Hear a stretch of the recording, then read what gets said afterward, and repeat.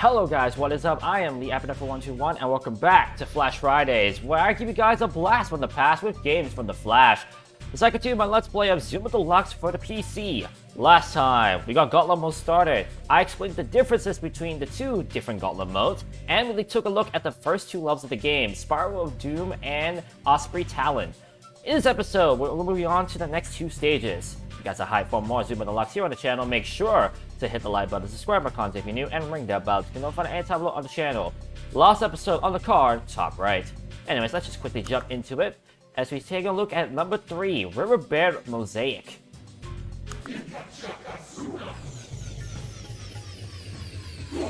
This level has a combination of a fold and a spiral link in it, but honestly, the design of it is not too complicated. Here are your coin spots and the danger zone in particular, which is this corner right here. Honestly, that's probably the only thing you want to be worried of. Otherwise, you don't have to worry about anything else in this level, because the whole stage is basically a spiral in of itself, like two spirals in itself with a fold in between. So there is your guide for this level. And because most of the stuff that I talked about with the main game has already been said in the first episode, I mostly will just keep quiet for the rest of the episodes, unless there's something pressing I need to mention, or if there's any strategy I do want to bring up again, because even I myself am still learning more about this game and with every play I did. In fact, I actually did another 100% run of the adventure campaign a few days ago, so even I'm still trying, doing all I can to give you guys as much insight into the game as I can.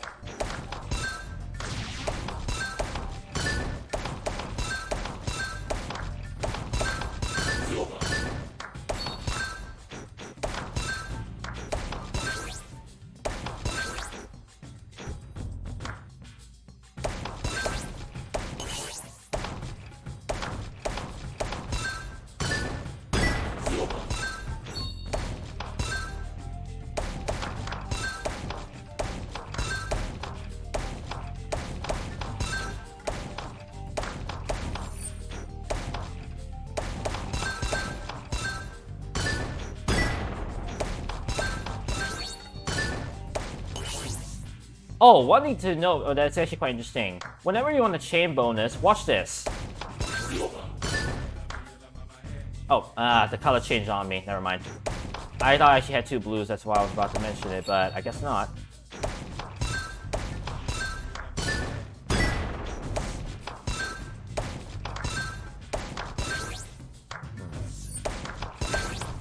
Trying to see if I can set up to the thing I wanted to mention about, but unfortunately, I think the game is allowing me to. Also, that's satisfying.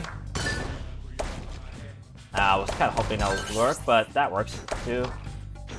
I want to get a chain bonus and then have a chance to do a combo, basically. That's what I'm trying to do.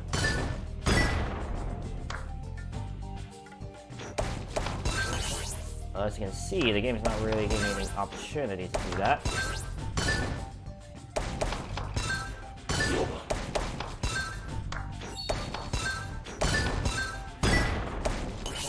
I'll see if I can spot an opportunity in this episode, because I actually found this out when I was playing another round of campaign, and it's actually kind of cool. If you want to maintain your chain bonus, another strategy to maintain your chain bonus, basically. So I'll see if I can spot an opportunity to do so.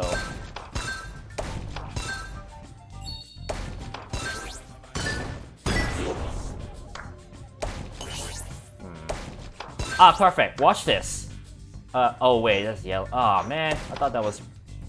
Okay, so basically, if you were on a chain bonus, and you have something like this, watch. If you did that, your chain bonus actually is intact. So as you see right here, if I can find a yellow, oh my goodness, never mind. But basically, if I were to have a chain bonus, the chain bonus would have been broken, even though I didn't make a direct match with that particular ball. That's what I actually found out when I was playing, and actually it's a very cool strategy to implement if you're trying to maintain the chain. Now, as you might have noticed as well, it's very situational, but it works whenever you're able to find an opportunity to do it. So again, take advantage of whatever you see. And also you can see why I consider that a very big danger zone. If you try to fire somewhere along the back of the chain, and you miss, it's most likely because you probably hit... Oh, that was good. Most likely because you hit the corner instead of the back of the loop. So that's why you need to be pretty cautious.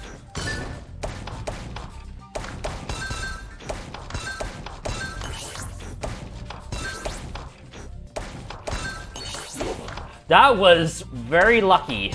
That coin literally spawned as the ball was flying through.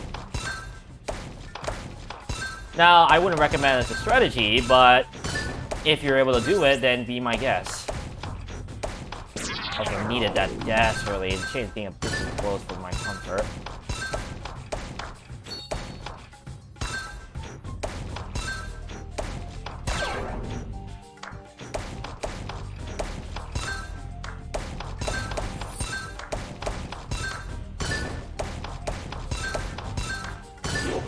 Nice.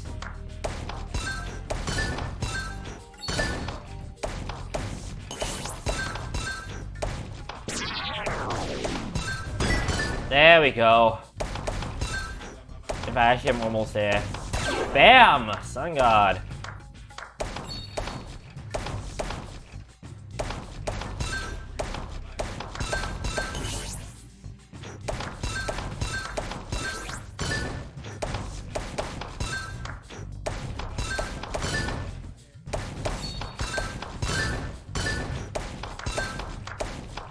Ah.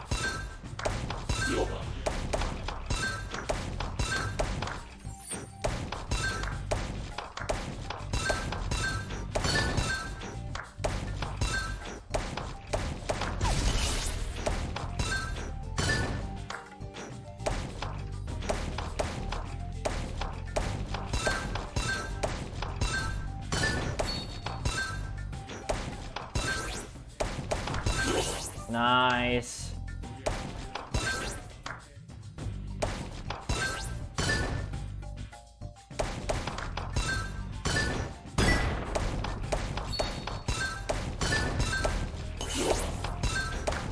Now, this is probably a visual I probably don't need to show, but there's also one more thing you should probably take note of when you're playing any level, and that is the safe spots.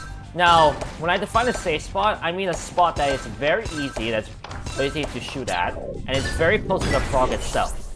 The reason why I say that is that it actually helps to fire at a safe spot, like here, for example, because, well, the chain is very close to the frog, and you minimize the, you increase the room of the space for error, basically, so that even if you were to misfire at least like an inch, you won't get punished for it, basically.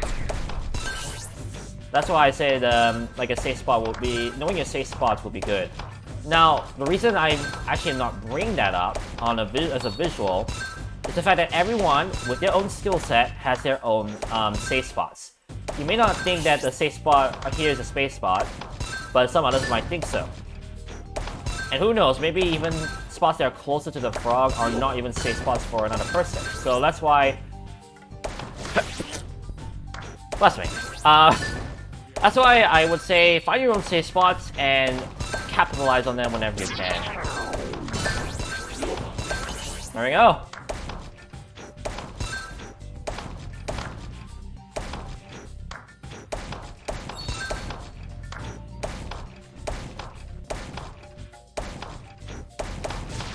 Oh, oops. Oh well. I think also if you try to put a ball into the chain, yeah, there we go. As long as one ball hits the chain, even though the chain might be inactive, you have to be very careful of that. Alright, now on to the next level. Breath of the Ehecatl. I still don't know how to pronounce that, so I apologize about that. This was a basically had a fold in itself. Right here, which I would say this is the danger spot, and 3 coin spots you can see around here. Now, I'll be honest, when I was researching on the coin spots, I really exhausted the game. And by that I mean, I tried to see both extremes. Whether the chain is very close to the start, like that, or the chain is like very close to the end. Now, the reason I did that is because this coin spot let me see. This coin spot in particular, right here, was how to say this, was very rare basically, and that was just because the chain usually doesn't go all the way back, usually when you play, so therefore you wouldn't have many opportunities for to have the coin spawn at that spot.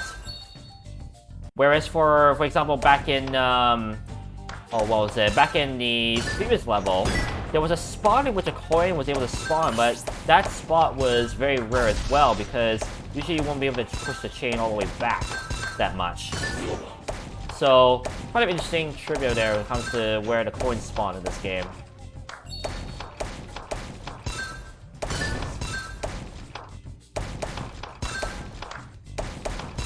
I don't know how I missed the first time.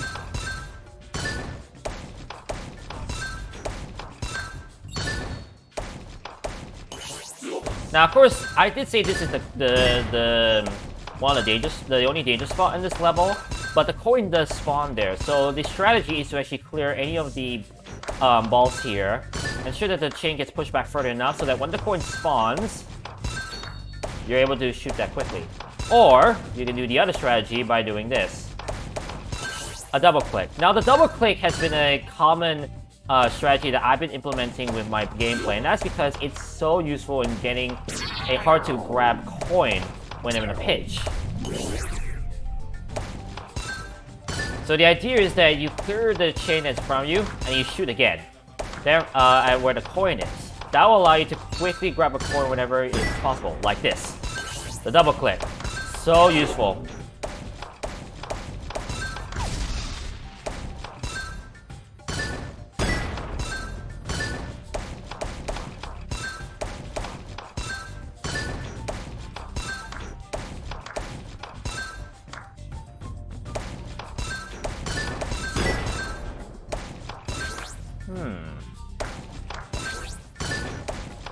Ah, perfect. I can demonstrate this. Watch this.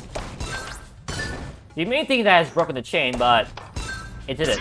Oh wait, it did? That's strange. Well, I guess I was proven wrong then. Oh, straight. I thought I did experiment and it did work last time, but I guess not this time? I don't know. Maybe I'm not sure. Still not that sure how that works. Oh well. Moral of the story: do not trust me all the time. Even I can be wrong, man. And up to the times when you rush into things like me, when you have so much adrenaline, you tend to be wrong most of the time. So always have the patience to slow down.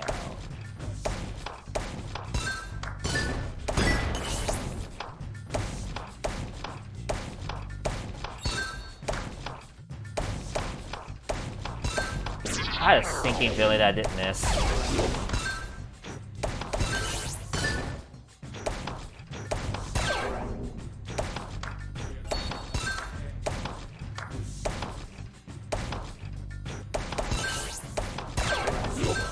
Accuracy balls are so helpful when it comes to getting the gap bonus as well, because it allows you to basically just quickly shoot while the iron is hot. Strike while the iron is hot, as they like to say. Oh, although sometimes you have to be very careful with the pushing of the ball, because that could happen. There you go, much better execution right there.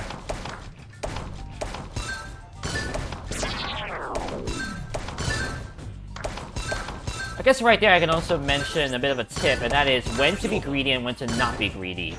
The reason I say that is that sometimes you may see a power-up or a combo that you want to make, but you're not getting the ball that you want, basically. Because remember, the launcher, the fire launcher does not take, it's random. It's not like you're gonna get certain color like most of the time whenever more of that color appears on the screen. And because of that, it's not possible to predict when a certain color will appear on your launcher. Hence, you need to actually find a time to, let's say, okay, I put away my pride, I'm gonna actually just shoot, break up this combo instead. Now I would say it's very, very dependent. Early game, whenever there's not many colors available for the taking, I would say go for it.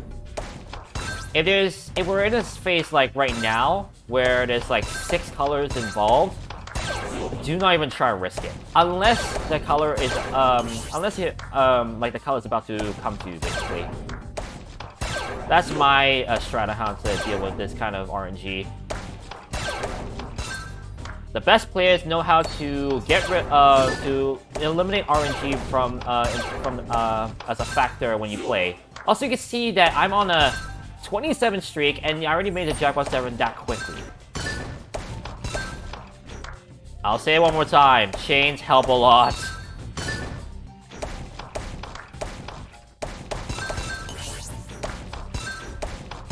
Ooh, come on, hurry up, hurry up, hurry up.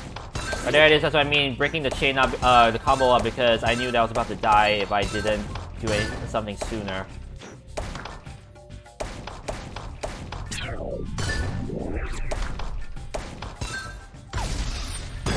Whoa, that was two combos about to be made there. Also, you can see right there, even if you break the combo that you wanted to make, it is possible to turn that into a chain bonus streak right there. So, make use of everything in any way possible. I know when my mom was playing this game on the online version, she struggled to actually go through some of the levels until she relied on combos. And I remember she finally managed to beat the online version for the first time. I tell you, I was quite proud of her. I was very proud of her at that day. Unfortunately, my mom doesn't replay computer games anymore. Last time she did. In fact, as a bit of a fun fact for you guys, remember the Nancy Drew Doser playthrough I did? She actually played that game quite a bit as well. And as a nice bonus, I decided to show her my Let's Play of that game because I thought she'd be interested. And she actually is interested in like story-driven games, so it was a nice experience like getting to watch one of my videos with her. Always remember your parents, folks. They brought you up and dealt with your nonsense when you were young. They deserve all the love that they deserve.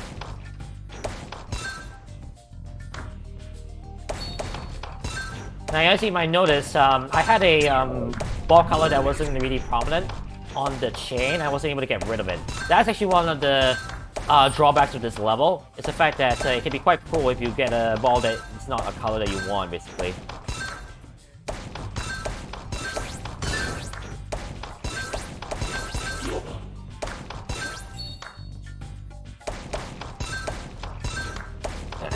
Can I at least get to number 8, please?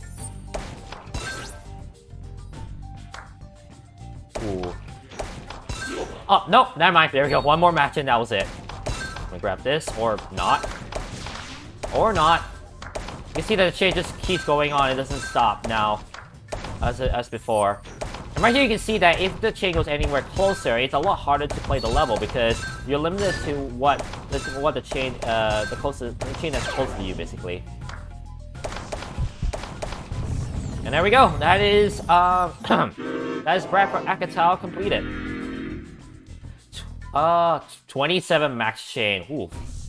Good timber does not grow with ease. The stronger the wind, the stronger the trees. I think they will actually be repeating the tips in due time, so don't be surprised if you see repeating tips in due time. But with that, that's gonna be it for this episode. Next time on Zuma Deluxe Gauntlet edition, we'll take a look at Dark Vortex, the first double skull level, and Switchback as we continue on with the Gauntlet series. Thank you guys so much for watching, but remember, the adrenaline rush is real. This is Ehecatl121 signing out. I'll catch you guys in episode 7 on my playthrough of Zuma Deluxe. Peace! Oh, and before I go, I actually have something to show you guys. Remember how I said I was always looking at the extremes of this game? Well, I actually have another extreme I want to show you. Watch this.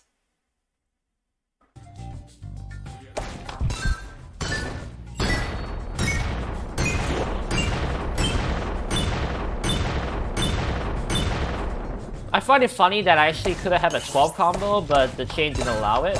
But that's still something very satisfying to see, eh? A 11 combo.